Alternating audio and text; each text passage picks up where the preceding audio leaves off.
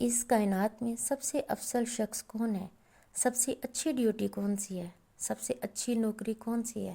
کہتے ہیں فلاں نوکری بڑی اچھی ہے، فلاں کاروبار بہت اچھا ہے، فلاں کام میں پیسہ بہت ہے، فلاں شعبے میں عزت بڑی ہے۔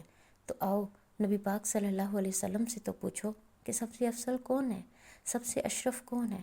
فرمایا خیرکم من تعلم القرآن وعلمہ، سب سے اچھی نوکری، سب سے اچھا کام، سب سے بہترین وظیفہ اس کا ہے جو قرآن خود بھی سیکھتا ہے اور اوروں کو بھی سکھاتا ہے۔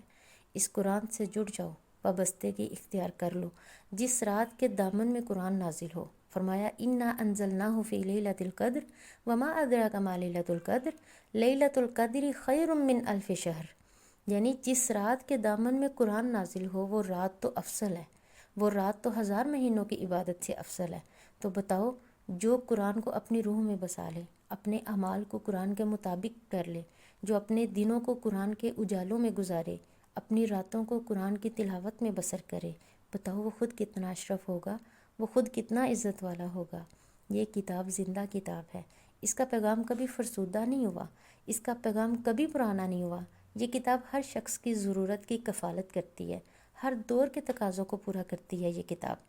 پھر اس کتاب کو اللہ نے اتنا آسان اور جامع بنایا ہے کہ ہر طبقہ زندگی کے شخص کے لیے قرآن کافی ہے، ہر شخص کی ضرورت کا کفیل ہے۔ ایک عام شخص بھی پڑھے اس کو تو اس کو بھی نور ملتا ہے، ایک نکتہ بین شخص اس کتاب کا مطالعہ کرے تو اس کو بھی روشنی ملتی ہے، ایک فلسفی پڑھے تو وہ بھی محروم نہیں ہوتا کبھی، بچہ بھی پڑھے۔ یعنی کچھ کتابیں ایسی ہوتی ہیں جو صرف بچوں والی ہوتی ہیں، یعنی جو پڑھے لکھے ہیں ان کی اس میں کوئی دلچسپی نہیں ہوتی، وہاں جو الف انار اور بے بکری میں ان کو کوئی دلچسپی نہیں، اور جو بڑی کتابیں ہیں بچوں کی پہنچ سے، بچوں کی سمجھ سے ویسے ہی دور ہے۔ لیکن یہ واحد کتاب ایسی ہے کہ جس طبقے کا بھی شخص پڑھے گا، چاہے ان پڑھ بھی پڑھے، اس کو بھی نور ملتا ہے۔ ہم دیکھتے ہیں کہ تلاوت چل رہی ہوتی ہے، تلاوت عربی میں ہے، بندہ عربی زبان نہیں جانتا، وہ بھی جھوم رہا ہوتا ہے، مگن ہے، مست ہے، سننے میں مزہ لے رہا ہے، اس کو بھی فائدہ مل رہا ہے اس سے۔ اس کے مقابلے میں کسی بھی دوسری زبان جو اجنبی ہو، جو نہ آتی ہو، اس کو بتائیں زیادہ دیر سنا جاتا ہے؟ نہیں سنا جاتا۔ بہرحال جس رات نازل ہو یہ قرآن، وہ لیلۃ القدر ہو، اور جس کے دل و دماغ میں یہ اترے، جو اس سے وابستہ ہو جائے، وہ بندہ ذی قدر کیوں نہ ہوگا، وہ عزت کا مالک کیوں نہ ہوگا، وہ عظمتوں کا مالک کیوں نہیں ہوگا۔ اللہ ہمیں اس کتاب کے ساتھ جڑنے اور جڑے رہنے کی توفیق عطا فرمائے۔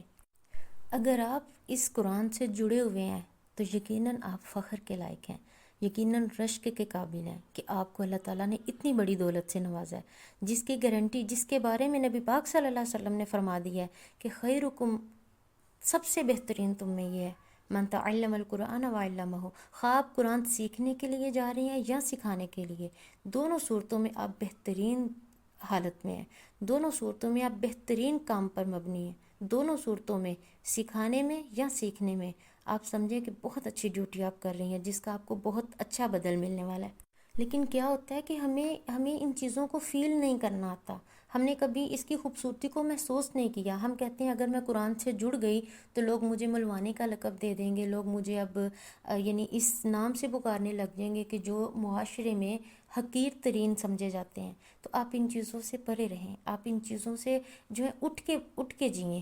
آپ یہ تو دیکھیں کہ اللہ تعالیٰ نے آپ کو اچھا لقب دیا ہے، ہمارے پیارے نبی صلی اللہ علیہ وسلم نے اچھا لقب دیا ہے۔ آپ کس کا کلام پڑھنے والی ہیں؟ آپ کس کے ساتھ جڑی ہوئی ہیں؟ رب کے کلام کے ساتھ، رب کے کلام کے ساتھ۔ تو کیا اس پہ آپ کی عزت نہیں کہ آپ وہ چیز کے ساتھ جڑی ہوئی ہیں جس کو اللہ پسند کرتا ہے؟ زمانے والے کیا سوچتے ہیں، کیا فکر، زمانے والے تو کہنے دو، وہ تو کسی چیز کو نہیں یعنی دیکھیں ہر لوگوں کا اپنا معیار ہے، کسی کے نزدیک کوئی چیز قابل رشک ہے اور کسی کے نزدیک کوئی، ہم تو سب لوگوں کے معیار پہ پورا نہیں اتر سکتے۔ تو دیکھیں اگر ہمارا رب ہمیں ایک معیار بتا رہا ہے اپنا کہ میرے نزدیک کس چیز کی اہمیت ہے، تو اگر ہم اس کو اپنا لیتے ہیں تو ہم واقعی ایک قابل رشک بن جاتے ہیں۔ کبھی اس چیز کو محسوس تو کریں کہ وہ حدیث ہے نا جس کا مفہوم ہے کہ جب قرآن سیکھنے یا سکھانے کے لیے کوئی گھر سے نکلتا ہے تو واپس آنے تک کیا ہوتا ہے کہ اس کے رستوں میں کیا ہوتا ہے کہ فرشتے اس کے پاؤں کے نیچے اپنی رحمت کے پر بچھائے ہوئے ہوتے ہیں۔ تو کبھی محسوس تو کریں، یہ حدیث تو سب کو پتہ ہوگی نا، لیکن کیا ہوا کہ کبھی ہم جو ہی آپ گھر سے نکلتے ہیں کسی بھی کام کے لیے، چاہے سیکھنے یا سکھانے دین کا، تو کبھی سوچیں تو صحیح کہ انشاءاللہ مجھے کچھ نہیں ہوگا راستے میں. اگر کبھی کوئی خطرہ آپ کو ہو، کوئی خوف ہو، کسی چیز سے بھی کوئی ایسا ڈر سا ہو، تو یقین کریں کہ آپ کو انشاءاللہ کچھ نہیں ہونے والا. آپ دعائیں پڑھ کے نکلیں، ایک محسوس کریں کہ میں اللہ کے دین کے لیے نکل رہی ہوں، میں قرآن کے ساتھ جڑی ہوئی ہوں، تو مجھے کچھ نہیں ہونے والا. آپ کے پاؤں کے نیچے فرشتے پر بچھائے ہوئے ہیں، تو رحمت کے پر بچھے ہوئے ہیں. آپ جیسے وہ پروٹوکول ملتا ہے نا، یعنی کسی شادی بیاہ کے موقع پہ یا کسی خاص ایسے فنکشنز پہ، جیسے دلہن کو ہم گھر میں لاتے ہیں تو کیا آتا ہے، اس کو پروٹوکول دیتے ہیں نا. ایون کہ اب تو راہداریاں پھولوں کی وہ آ گئی ہیں، راہداریاں باقاعدہ بچھاتے ہیں، بیڈ پہ وہ پھول سجے ہوئے ہوتے ہیں، یعنی جہاں جس رستے سے آنا ہے اور جہاں پہ لا کے بٹھانا ہے سب ہم پھولوں سے سجاتے ہیں. کس لیے؟ یعنی آخر اس دلہن کو کیوں پروٹوکول مل رہا ہے؟ کیونکہ ہمارے نزدیک اس کی اس وقت ویلیو بہت ہے.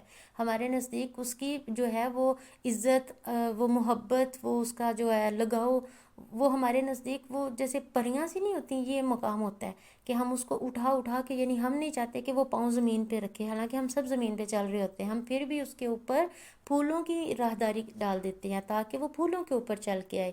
یہ اس لیے ہے کہ ہماری طرف سے اس کی محبت کا اظہار ہے. تو سیم یہی ہے کہ جو بندہ اللہ تعالیٰ کی اس کتاب سے لگاؤ رکھتا ہے، محبت رکھتا ہے، اللہ تعالیٰ کے دین کے لیے نکلتا ہے سیکھنے یا سکھانے، تو اللہ تعالیٰ بھی اس کو یہ پروٹوکول دیتے ہیں. اللہ تعالیٰ بھی فرشتوں سے کہتے ہیں، ان کی ڈیوٹی باقاعدہ لگ جاتی ہے کہ یہ بندہ چونکہ میرے لیے نکلا ہے، میری کتاب کے لیے نکلا ہے، تو اب کیا کرو، اس کو بھی پروٹوکول دو، بچھاؤ اس کی راہداریاں، لگاؤ اس کے قدموں کے نیچے اپنی جو ہے رحمت کے پر. تو بتائیں ہماری کتنی خوش قسمتی ہوتی ہے نا اس وقت جب ہم گھر سے نکلتے ہیں اور واپس آنے تک ہم اس رحمت تلے ہوتے ہیں. تو یقیناً کسی بھی چیز کی گھبراہٹ محسوس کیے بغیر، بلکہ اس کی خوشی کو محسوس کیا کریں، اس رحمت کو محسوس کیا کریں کہ میں اس وقت اللہ تعالیٰ کے خاص بندوں میں شامل ہوں، مجھے پروٹوکول مل رہا ہے، فرشتے مجھے یہ جو ہے آنر دے رہے ہیں، فرشتے میری عزت کر رہے ہیں. دیکھیں میری جو راہداریاں بچھ رہی ہیں اپنے پر، یعنی جیسے ہم خود جھک کے ایسے کسی کو اپنے ہاتھوں سے میں لے لیتے ہیں نا، یا کسی چھوٹے سے بچے کو ہم یوں ہاتھوں میں اٹھا کے یوں لے آتے ہیں پیار کے ساتھ. جیسے کوئی مہمان آئے اور مہمانوں میں کوئی چھوٹا سا بچہ ہو تو ہم کتنے محبت سے اس کو یوں اٹھا کے لاتے ہیں. تو یوں ہی فرشتے بھی ہمیں ایکچولی پروں کے اوپر لے کے جا رہے ہوتے ہیں. یوں سمجھو ہم فرشتوں کے پروں پہ ہوتے ہیں کہ وہ ہمیں اٹھا کے یوں لے جا رہے ہوتے ہیں. تو بظاہر ہم زمین پہ چل رہے ہیں لیکن حقیقت میں ہم اللہ کی رحمت میں ہوتے ہیں. تو اس کو محسوس کریں کہ تو انشاءاللہ مزید اس قرآن کے ساتھ وابستگی آئے گی، مزید اس کے جڑے رہنے کا جو وہ لطف ہے نا وہ آپ پائیں گے انشاءاللہ.